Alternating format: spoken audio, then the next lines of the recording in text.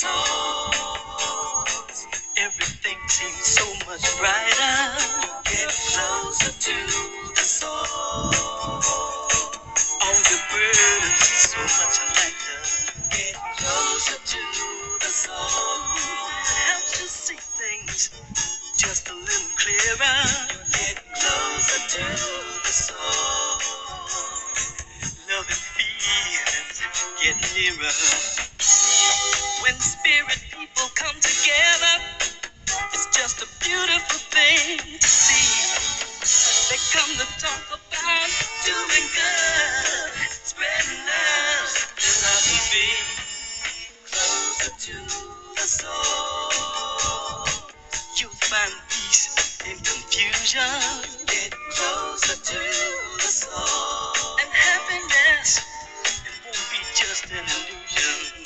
Get closer to the soul. It'll make your day, make it oh so bright. Get closer to the soul. Yeah, little children, your delight. I started dealing with reality, and once I did, I found the goodness in me, and I decided to pass it to you. That's what I should do. Don't you agree? We'll spread the feeling across the nation. Gonna be the good folks springing out from everywhere.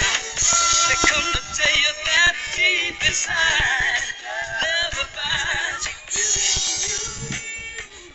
Well, I'd like to welcome everyone this evening to my program, Closer to the Source. This is Tom Vargas, and I have a special guest today, and he's a dear friend of mine. He was my facilitator in my Pathways of Light ministry courses, and we shared a lot of time together. Um, I was very lucky to have him. I was able to get into a safe space where I was able to explore all of my beliefs, all of my judgments, all of my fears in a place of love, understanding, and and grace. And so my friend here, he was traveling in California, and so I am lucky that he's going to be staying with me for a little while. And so he is a wealth of knowledge. He has his own ministry going also, and he is here to share what is going on with him, share a little bit about his background, and I'm sure everyone will enjoy. Um, his name is Reverend Hal, and he is the voice of the Pathways of Light lesson insights.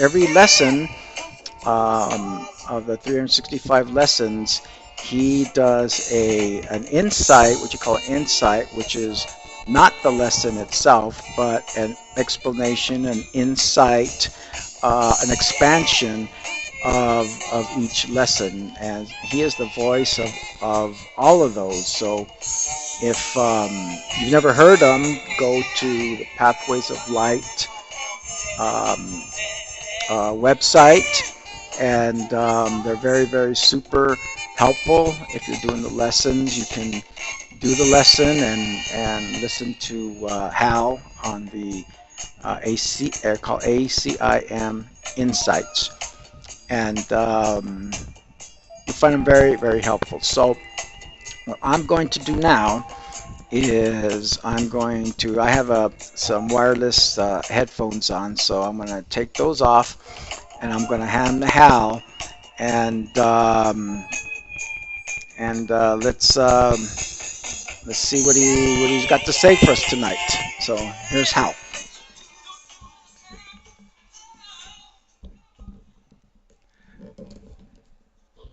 Good evening, everybody. First of all, I'd love to thank Brother Tom for inviting me to participate in his channel and give me some space on this radio show here. And I'd also like to thank all the people that have hosted me on this journey and this trip so far. That starting with Deanne and Keston and Colleen, and here with Tom for a little while, and I will also be spending some time with Reverend Maria Felipe, who I graduated with when I was with Pathways. Just want to kind of give you a little background on what I'm going to talk about. The topic I'm talking about, actually, I've created an online university to help people deal with the most common issues of stress. So worry and depression and addiction and anxiety and things like that. My background before I came to the course about 10 years ago was in conflict resolution and mediation. And I was sort of initially drawn to the course to see how I could use it as a tool to alleviate those symptoms and try to explain it in simpler ways than what the course offers us as far as the metaphysical aspects of it. So I studied the course, and to be honest with you, like many people, like many students and clients, I didn't quite get it for the first few times, 5 or 6 times I picked it up. I had to put it down because it was literally like reading a new language. And it wasn't until I started studying psychology, in fact, that it started to make sense to me.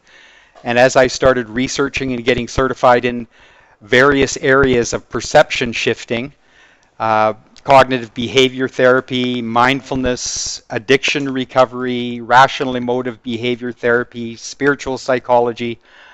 All of these areas kind of gave me insight into what the course was talking about. And I finally went from the theory to the actual practice of it and found that the process worked. No, I need this light here. Thank you, Tom. So my background came from conflict resolution, and then I became involved with Pathways of Light and saw that their ACIM insights actually spoke more in layman's terms and less of the Christian terminology. So I thought that was a great tool for average people, I mean not average in the way that we're all average, but just the average person to sort of dig in and maybe comprehend and understand what the course was doing. So I narrated the 365 insights and turned that channel over to Pathways, and I still see that there's people using it every day. So I kept on with Pathways for a couple more years, and then I started getting deeper into cognitive behavior therapy and mindfulness, and that's now sort of what I teach mostly. Is I do the same thing as what the course does, because I found through the years learning all these separate tools that they all have the same result, and that's basically to shift our perception, to show us how to shift our perception in a mindful way. So I've come to believe for myself that the Course in Miracles is another tool in that category that basically is a mindfulness-based CBT program, especially if you remove the Christian terminology. So I set out to reach more people, and I found that the gateway to reach more people through my online university, which my webpage, which is www.positivepeople.info, was the common denominator was stress.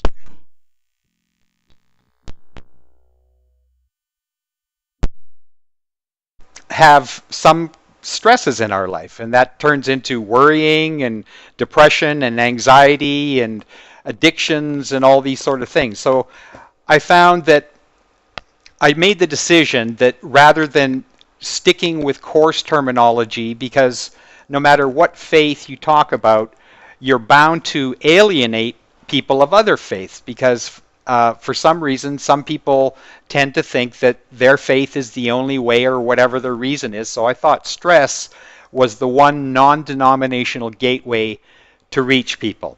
And as it turns out, many people are signing up every day, like 500 people a day are signing up because I'm constantly posting about these tools to relieve stress, because it's something all people can relate to. So I've taken the last 6 years to study all this material and to come up with a course that sort of addresses these issues and what I'm initially calling the ABCs of positive change. And one of the chapters of this course, sort of explaining some of the major thinking errors that we learn, is what I'm going to be talking about here. So this particular talk is the top 6 thinking errors that block happiness and how to correct them. So I'm trying to meet people where they live and just explain how my understanding of how some of this conflict and stress begins and happens in our life, and some of the irrational thinking errors that we come to believe through our programming and conditioning that cause us these conflicts and stressors in our life. So that's kind of a brief history. As I said, you can read more about what I'm doing, and you can probably follow along with some of the stuff I'm talking about here at my page, www.positivepeople.info. And one of the questions that always comes up when I talk about this stuff is, or try to engage people in this work, is why do we need this? Why do we need to learn these skills to offset these conflicts and to have peace and happiness and to give and receive, to learn how to give and receive love in our life? And because it's stressful, and for whatever reason, I found that many of us have simply not been taught or exposed or modeled these skills in our formative years, because we were raised by caretakers who didn't have the skills themselves. So there's kind of like an innocent ignorance, that not ignorant in a bad way, but just an ignorance that we simply don't know, or we haven't been taught these skills. So as I go through these 6 thinking errors, there's many more called cognitive distortions, which you can find out more about on my page. But I'm just going to concentrate 2 here, and I'm going to sort of teach this in a way that I was taught to teach, and that's, I'm going to tell you what I'm going to teach you, and then I'm going to teach you, and then I'm going to review what I taught you. So you sort of get to hear it 3 times. So that's kind of a history leading up to the work, and once again back to the question, why are we doing this? Because we want the benefits that sustainable love, peace, and giving and receiving love gives us, and it's having better relationships, more productivity, less stress in our lives, and just a sense of well-being and happiness. So I'm just going to read this list. If you want to jot these points down, I'm going to cover them in detail here. But at the very top of the list, starting with number 1, and I'm starting what I believe are the root causes of much of our suffering. And I'm not getting into coarse terminology here. Like I said, I'm going to be using various terminology from the disciplines that I know, mindfulness, cognitive behavior therapy, and so forth. And I'm not going to be talking about coarse metaphysics at all. They do the same thing. And the common thread that I've found that runs through them all is something called cognitive restructuring, which is basically giving us the skills to reprogram our minds and shift our perception, as the Course says, from fear to love on a more sustainable, consistent basis. So the first one, number 1, thinking errors, is that we learn conditional love. Many of us learn conditional love in our formative years, and I'll just read this list briefly and then I'll go in detail. So the second one is that we're taught to believe that love and happiness are outside of us, that they're external to us, and that leads to a whole bunch of irrational conclusions as well. The third thing that we learn is that go with conditions and that love that is outside of us is that we learn to have demands, conditions, expectations, judgments, shoulds, and musts in order to get our needs met, in order to get that love that we think is outside of us met. The fourth is trying to control something that is not in our control. So this is quite common when we feel that we need that security, especially if we're caught into the belief of form-based security, particularly in relationships. Money and health are the three biggest issues. But that's the fourth, trying to control what is not in our control. The fifth one is making unverified assumptions and unset expectations. That includes assuming the worst, jumping to conclusions, and something called emotional reasoning, which I'll get into as well too.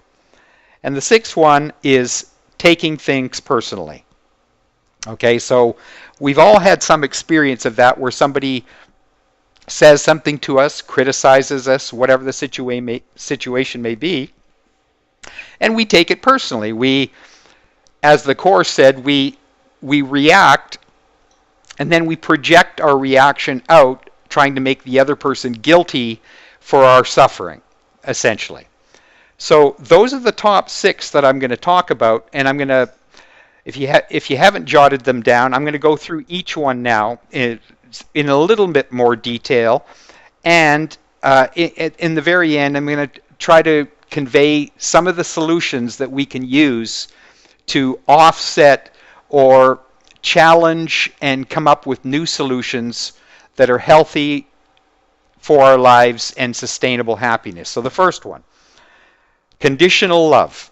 So most of us, or many of us anyway, have been brought up in an environment where we have conditions placed on our love. When we're innocent children, we're hungry, we cry, our significant others feed us, our diapers are dirty, they change us, and we slowly but surely learn that in order to give and receive love from people that also have been taught conditional love, that if we act or behave a certain way, then love is withdrawn, or we might be abandoned or judged or punished or something like that.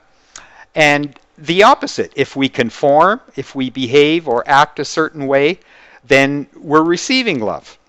So that conditional love is a huge programming in our lives that if we don't recognize as we move through our adolescent period and into adult, we take those beliefs to get our needs met using the same tools and techniques that we were taught.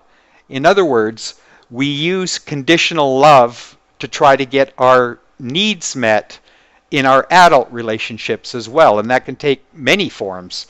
That can be the demanding and expectations and judgments and manipulation and lying. But we play all these games based on conditional love. So it's no wonder that, the divorce rate is 65%, and many of us have hard times in relationships when we're trying to have relationships based on this conditional love. And I can give you real examples of that. I've actually come up with a couple exercises that you can do yourself. I'll just explain one briefly here because getting to these core beliefs, awareness is something that we want to cultivate, and that's one of the reasons why I teach mindfulness, because it's one of the most effective tools that I've found for getting to cultivate our focus and our awareness and our attention to be aware of these core beliefs. So I've come up with a little bit of an exercise. If you want to do this in your own spare time, that's great. And I said you can find out more information at my website on how to do these tools. So there's a whole awareness of what our core beliefs are, because when we're trying to achieve happiness in our life, happiness, peace of mind, whatever that represents, or giving and receiving love, those are the three that, to me, what it's about.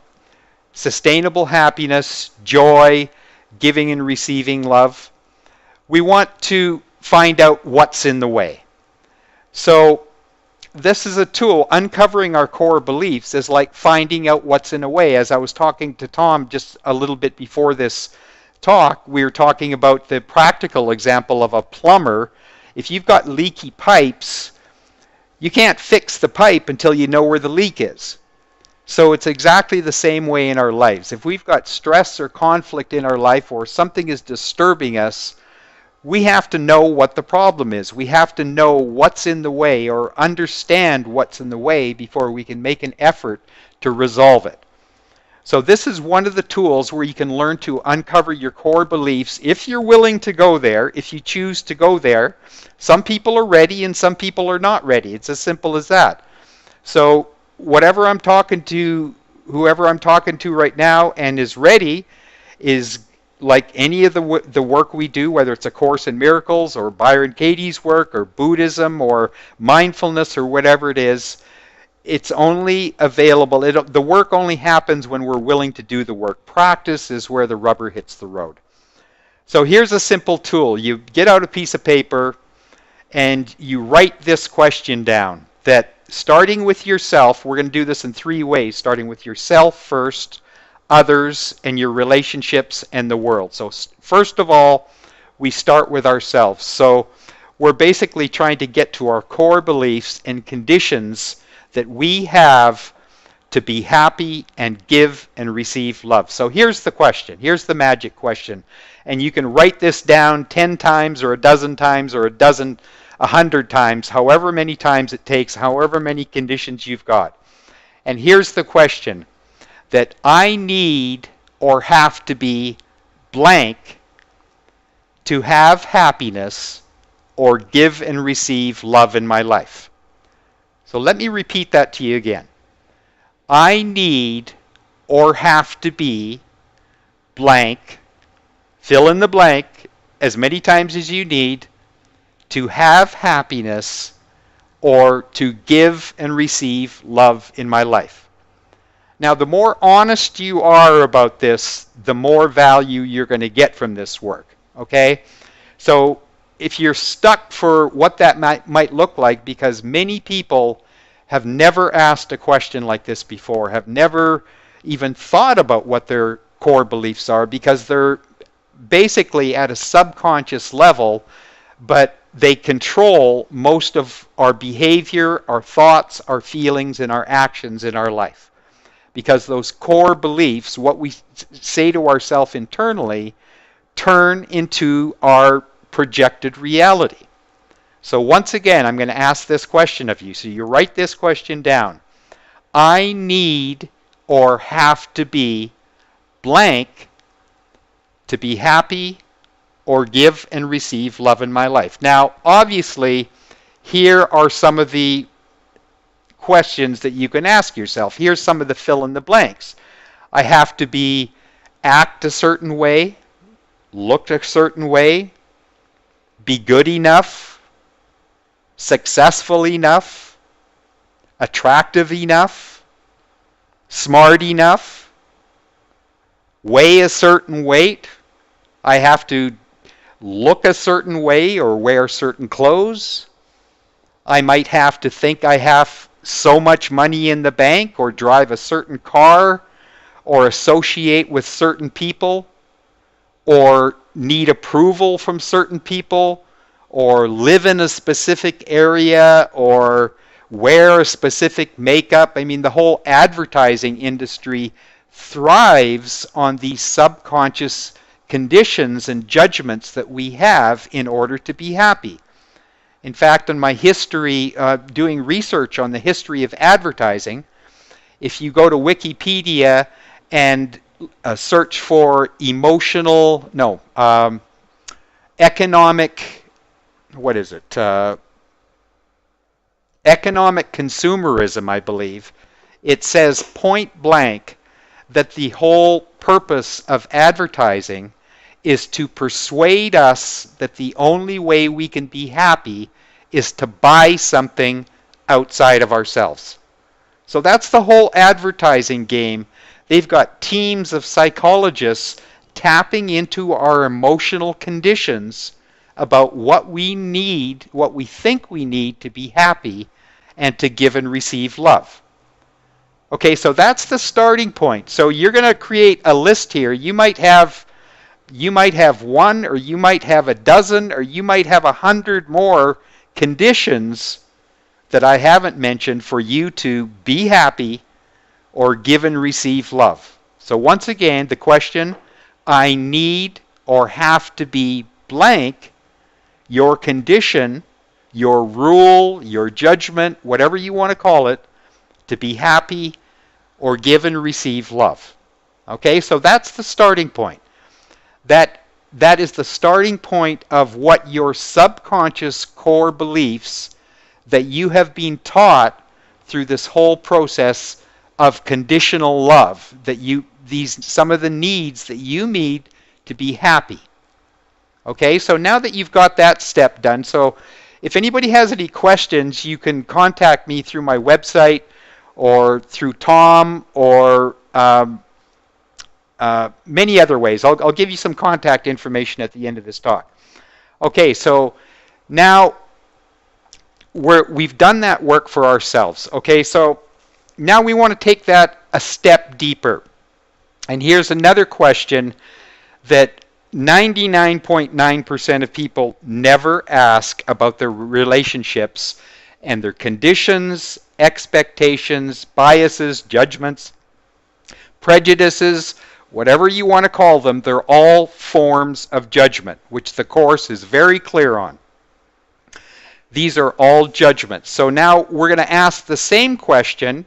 Take out another piece of paper, and we're going to do this on our relationships, whether it's your partner, your spouse, your children, your co-workers, your pets, your plants, your money, whatever it is. They're all relationships. So get out a fresh piece of paper and ask the same question now, but it's about your relationships. In my relationships, I need to have somebody that is blank, or that needs to be blank in order to be happy or give and receive love. Now, this is going to be a real eye-opener for you, because chances are really good that you've never sat down with your partner or your significant other or your children or anybody. Maybe you have, and if you have, good for you, but I'm just pointing it out. This is a great exercise to bring to the surface your core beliefs that need to be looked at to be healed, to have more happiness and give more love, give and receive more love in your life. So once again, my partner or my relationships need to be blank before I can be happy or give and receive love. Okay, so here's some more examples now I'm going to give you. These are some of the common ones. They have to look a certain way, talk a certain way, dress a certain way, behave a certain way, have so much money in the bank, have a certain physique, drive a certain car, have a certain amount of friends, do things on your terms or our terms. The list goes on and on and on. Live in a certain neighborhood, you name it. You can probably come up with a whole bunch of your own. And now that you've got that list done, now this is homework for you. This is just getting to the roots of our core belief, because, as I said, the analogy of the plumber, you can't fix a leaky pipe until you know what the problem is. Well, these irrational core beliefs that we have been taught and conditioned are the reason many of us suffer from conflict in our lives, conflict and suffering and anxiety and worry and all the rest. And all these tools that we use, A Course in Miracles and Byron Katie's Loving What Is and mindfulness and meditation and whatever tool you use, are designed to help us shift our perception about what our core beliefs are. Okay, so now you've got that list examining your core beliefs and conditions on what you need to be happy, to give and receive love. And hopefully now you've had the courage to take a stab at what your core beliefs are about your relationships, or some. This might take a while. I mean, you might have a list that fills up a whole textbook. I don't know, but it's an ongoing work. It's not just a do once thing. This is something you review, because you can't change what you can't measure. And now we're going to go to the third step of this, if you're willing. And that's to ask the same question of the world around you. Okay, it's all relationships when it comes down to it. Our relationship with ourselves, our relationship with our significant others in our life, our friends, our associates. But there's also a relationship with the world, and that could be anything. That could be global politics or weather or your vehicle or your plants or your money or anything, right? So get out a fresh piece of paper, or do it later if you want, but ask that same question. I need blank things to look a certain way before I can be happy or give and receive love. What are those things that you need to look a certain way? Okay? So that's that first exercise that I wanted to tell you, just dealing with the roots of conditional love.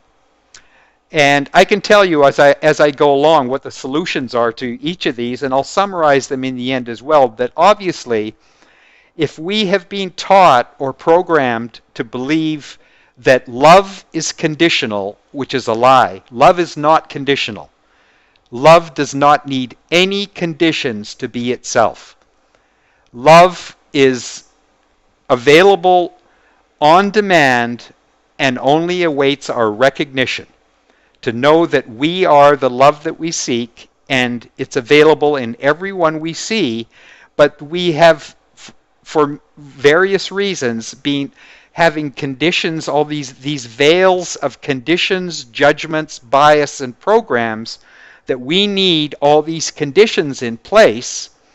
So many of us, that is the core root of the problem, is that we believe that which is the second irrational thinking error, that love and happiness are outside of us. So you can see, if you think about it, being taught conditional love automatically leads to the belief that happiness and love are outside of us. So when we have that core belief, it leads to many problems. It leads to many defense mechanisms, denial and manipulation and lying, and just a host of defense mechanisms, because obviously if we don't feel that we're enough, good enough, deserving enough, lovable enough, and we believe that love is outside of us, then our ego is going to do everything it possibly can to get that love.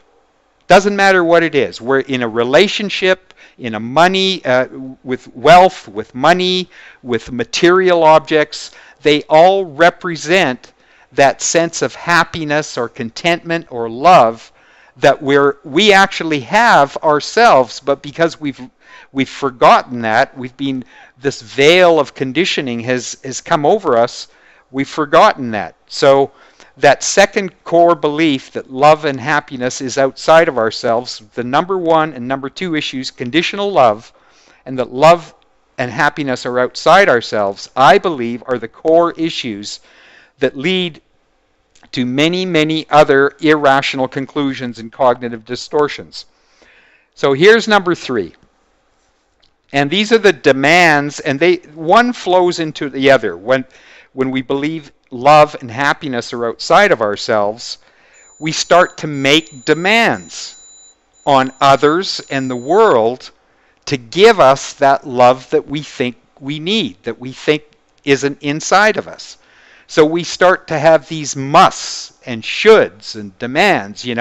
If they only treated me a certain way, then I would be happy. If I only had this vehicle, then I would be happy. If we only had this relationship, then I would be happy. So we start to exercise our ego's supposed right and entitlement to make these demands, conditions, and judgments on the world.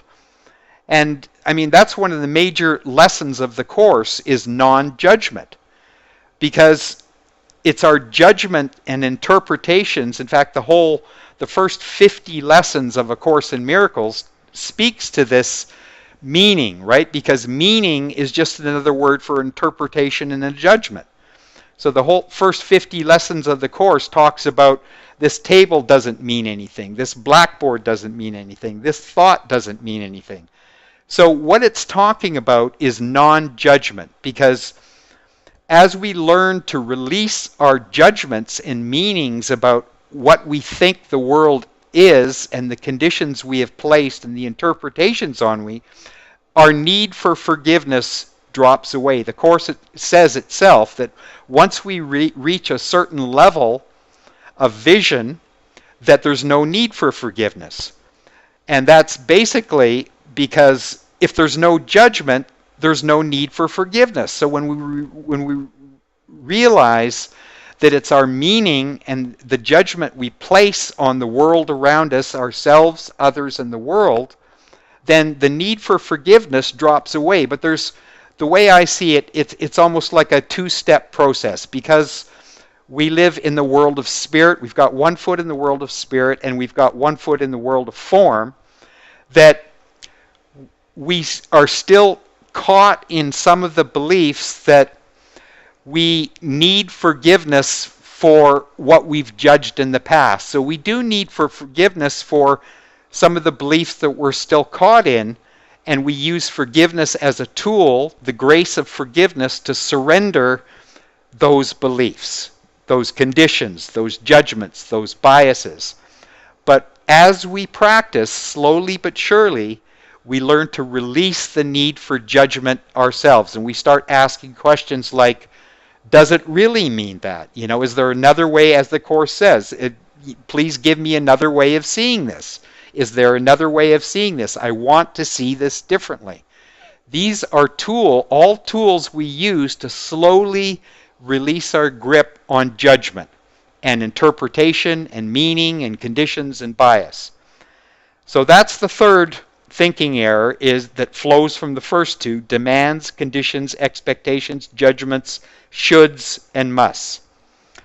The fourth one, which also ties in with the first three, is trying to control what is not within our control. Now this is, the Course doesn't say this specifically, but through other research, and actually I heard David Hoffmeister, an ACIM teacher, mention this several years ago, that the serenity prayer, you know, to let go of what isn't in our control, to know what's in our control, to know what's not, and the wisdom to know the difference.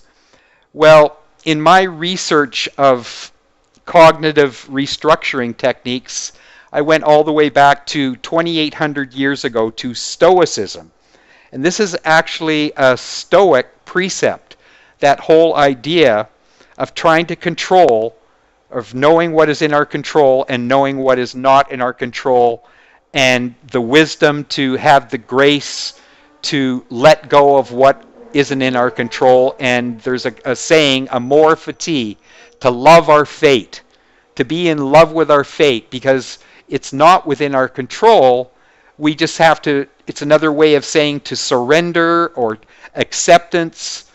And I heard David Hoffmeister say that, and I realized that that's one of the objectives that comes with practicing the Course principles and practicing mindfulness as well, is that we learn to really see what's in our control and what isn't in our control. Because I know in looking at my own life, and I run all of these tools and concepts through my own experience before I teach them.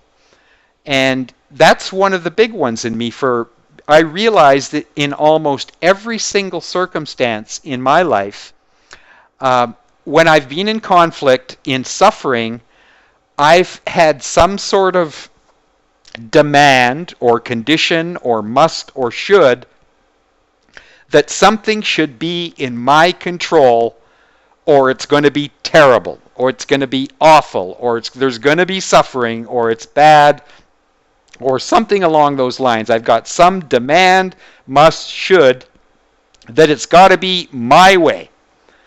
I don't know if you've experienced the same thing, but just acknowledge, just take a pause, you know, that holy instant, when that moment of awareness when you realize you're suffering or you're in conflict or you're confused, or you're about to make a judgment, or you have a condition, or you're angry, or you're upset, just find the should in there. Try to look and find the should in there, that somebody shouldn't have said that to you, or somebody should know better, or they should behave differently, or they should look differently, or the world, it shouldn't have happened that way. You can almost always find that demand, should, or must, and that is the root, that's the core belief that we have to learn to undo, to challenge, and replace with a more empowering belief of love in order to give and receive love in our life and have happiness. So, number 5, unverified assumptions and unsaid expectations. That also includes assuming the worst, jumping to conclusions, and there's a technical term called emotional reasoning in CBT, which is basically the belief that because we feel something, it's a fact. That our feelings are facts. And that's absolutely not true. Our feelings are not always facts. And not only do we think they're facts, but we mysteriously believe and demand that they should be facts for everybody else too. Think about it. Times when you've thought something erroneously, you've jumped to some conclusion that somebody's done something, and you've immediately jumped to a conclusion that, they are deliberately trying to hurt me. The ego loves that. They're deliberately doing this to try to hurt my feelings. That's a good one. The ego just loves to feed on that. Before we've asked any questions, we've made this unverified assumption. And unsaid expectations is huge as well. I was talking with a good friend a couple weeks ago about this. Unsaid expectations is one of the termites of relationships that everyone, I think, should deal with. Going through this list of expectations, I think, is one of the most healthiest things we can do in a relationship, is just to be totally, completely transparent and honest when we enter any relationship, whether it's personal or work, and examine exactly what our expectations are. Now, this requires some real courage to be vulnerable and transparent with somebody and reveal our expectations about what we think, how we think they should behave, because often in relationships, I know in my own relationships, all my relationships that didn't last, there were always these unsaid expectations. Like we're supposed to be mind readers, and if we don't read the other person's mind, we get a piece of it. When we don't read their mind, they let us know in a real hurry that they're upset or disappointed because we didn't read their mind and we couldn't relate to what we had. We were supposed to do something or be a certain way or act a certain way or say something or behave a certain way. So these unsaid expectations, once again, if we don't get those out in the public, they're going to come back and bite us, because they're just waiting there to bite us, when we don't be honest and transparent, and that requires that, once again, that skill of vulnerability. But because, going back to thinking error number 1 here, that conditional love, we learn these defensive techniques, shame and denial, because we're afraid. It all gets down to fear. We're afraid of being abandoned. We're afraid of being judged, criticized, rejected, if we be honest about what our expectations are. But I'm telling you, the only way to have an authentic, loving, unconditional loving relationship is to be as transparent, as honest as you can, and just to work through this stuff. We're all learning here. We all make mistakes. That's how we learn. So these are just more tools that we need to practice to be authentic and transparent in our loving relationships. So that's number 5, thinking error, unverified assumptions and unsaid expectations. Number 6, and this ties, of course, with all the rest, taking things personally. Okay? Is there anybody here on this call that has never taken anything personally? And here's a good question to ask. Why exactly do we take things personally? Have you ever thought about that? Why do we take things personally? The question I like to ask myself, one of the interrupts I use, and I'll explain that. Why would I give me one good reason why I would take anybody's interpretation of reality personally? Because that's all these judgments and opinions and conditions and all of that demands and musts and should are. They're our own individual subjective interpretations of reality. So if for any reason we take anything personally, it's our own ego taking that on in some way, believing at some deep subconscious level that we may be actually guilty of that. And then, of course, the ego will often retaliate in defense and then project that defense in order to disown it in ourselves and project that onto the other person as guilt or blame or shame. You know, how could they have thought that? How dare they? We get this righteous indignation. And that whole idea of taking things personally. One of my favorite authors on Stoicism, Donald Robertson, makes the point of another Stoic principle mentioning that anytime we take anything personally, it's like sort of admitting that we're ignorant of the principles of the whole idea of cause and effect and how it works. So until we recognize for real that somebody is just projecting their own interpretation and judgment and condition on us, and there's absolutely no need to take anything personally because it's meaningless. There's no meaning to it other than what we give it, as the Course says, then we're really still ignorant in a way of how this whole cause and effect thing works, and owning our own power of the love that we are, the unconditional love that we are. Now, I'm going to give you a little bit of an exercise. This is a variation, getting into the tools to start to undo this stuff. So the whole idea of mindfulness and cognitive restructuring in the Course in Miracles. To me, A Course in Miracles is a mindfulness-based CBT process, and what the core of the teachings of the Course in Miracles, like many other process, is to teach non-judgment, to teach presence, to not let our regrets of the past or worries of the future get in the way of our presence, because our presence, and Eckhart Tolle talks about it as well, that whole power of now thing. And Byron Katie talks about that. She's mentioned that whole idea of no two people ever meet. And what she's talking about is that every one of us, when we see the world through the lens of fear and conditions and judgment, we're literally seeing the world through our past conditions, interpretations, bias, and judgment. So we're not actually seeing reality, we're seeing a shadow of our own projections.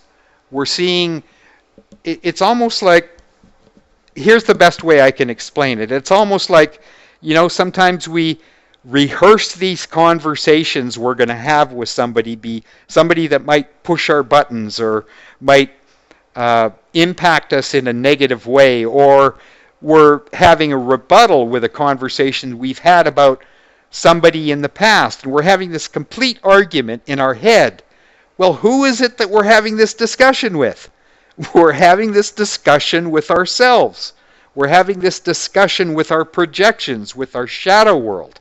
It's actually not happening. And those discussions are happening from a place that happened in the past, but they don't exist. They don't actually exist in the present moment anymore. That's actually another point I wanted to make is that when we're looking at this stuff, that many of us are sort of taught that we have to go into the past and dig around into all these painful episodes in the past and bring those up, and that's the reason why many people can't seem to even approach this stuff or talk about any of these core belief issues because it's simply too painful. Well, here's what I understand about that, and this is what Albert Ellis, the fellow that invented REBT, R-E-B-T, which is the forerunner of cognitive behavior, teaches. He says that even though these issues and painful events may have been initiated in the past, it's us that keeps them alive in the present.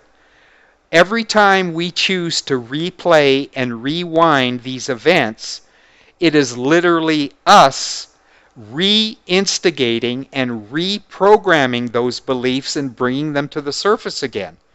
So ironically, we become the victim and the perpetrator at that point. So no matter how much we want to continue to blame our parents or people that have hurt us in the past, or we perceive they may have hurt us, it is literally our responsibility that we replay these events and continue to perpetuate them. So it's the ironic sense that we become the perpetrator and the victim of our own thinking. So I want to be real clear about that. If we have any hesitation about looking at these core beliefs in the context of digging in the past and bringing up this stuff, it's not coming from the past. It's coming from our own current beliefs right now in this moment. And this moment is the only place we can heal it. And the only place we can heal it is in our own minds. I was talking to another friend just a little earlier about this, that whole idea about I've been thinking about this for years, sort of developing some proof that love that we're looking for or that power that we're looking for is inside us. And here's the best thing that I could come up with, because whether it's happiness, joy, or conflict and suffering, it's in our own consciousness. And the only way we can really sort of prove that, or the only way I can seem to prove that, is to, whenever that feeling arises, whether it's happiness or conflict, close your eyes and see if it goes away. So to me, that kind of proves that it's happening within our own consciousness. That whole conversation and our whole interpretation and judgment and conditions are happening within our own consciousness. And you can do that right now. You can prove that right now just by take a couple deep breaths right now. Join me and close your eyes and think of a scene, think of a time, a joyous time in your life when you were extremely happy and blissful, and whatever the scene was, lying on a beach with a partner, with your children, being licked by a puppy dog, whatever that joyous experience is, and realize now that you've got your eyes closed. Where is that happening? That is happening in your own mind right now, in the present moment. And that is the only place that any of these core beliefs can be healed. And you have the power to heal those right now in your mind.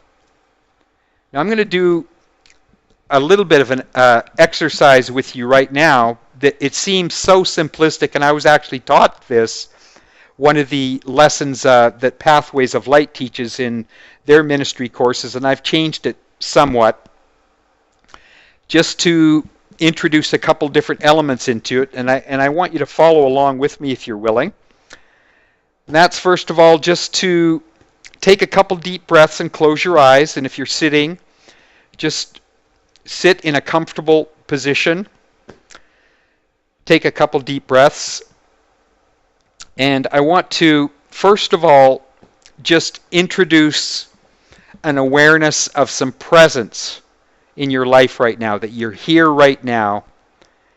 And I want you to just entertain the thought that every decision we have made in this entire life so far has led us to this moment, this sacred, precious moment we are here together in right now. And once again, I want to thank you for being present with me in this sacred moment. And once again, picture yourself in some favorite place, whether it's on a beach or maybe near a fountain or a waterfall or a lake. Maybe it's walking on a mountain path. Just allow your imagination to take you to that place.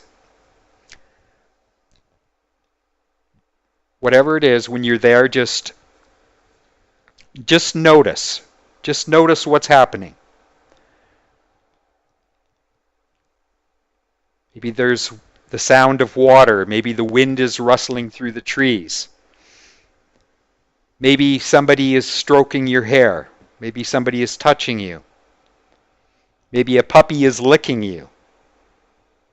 Maybe it's just being alone and being with your thoughts. Maybe it's crying. Maybe it's some healthy tears, some appreciation, some gratitude. 2 minutes. Now, when you're in that place, I want you to imagine that there's a beautiful blue sky and there's a kite flying in the sky. A blue kite flying in the sky. The most vivid blue kite flying in the sky. Now, with the power of your imagination, I want you to turn that kite into your favorite color. Whatever it is, green, yellow, orange, red. Just transform that kite into your favorite color. And when you see that, now change that kite to the color yellow, like a glowing light in your life.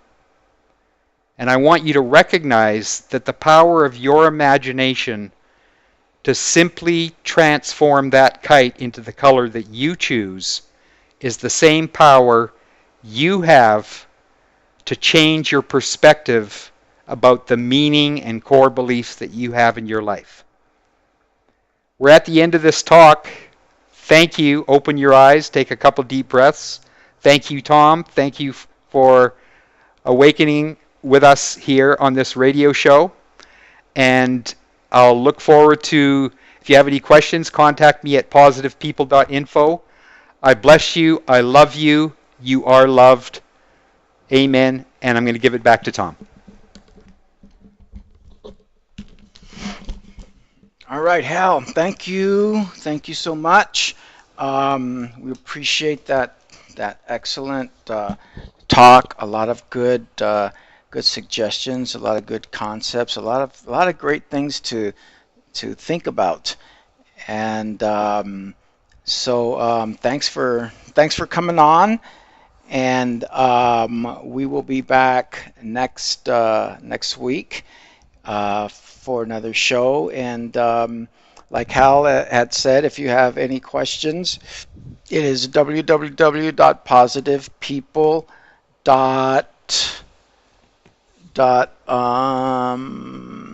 Hal, what is it? Positivepeople.info. I'm sorry. Okay. www.positivepeople.info if you want to know a little bit more about Hal and his movement of his ministry and what he's doing. So okay, so I'm going to get off the mic right now and turn it back over to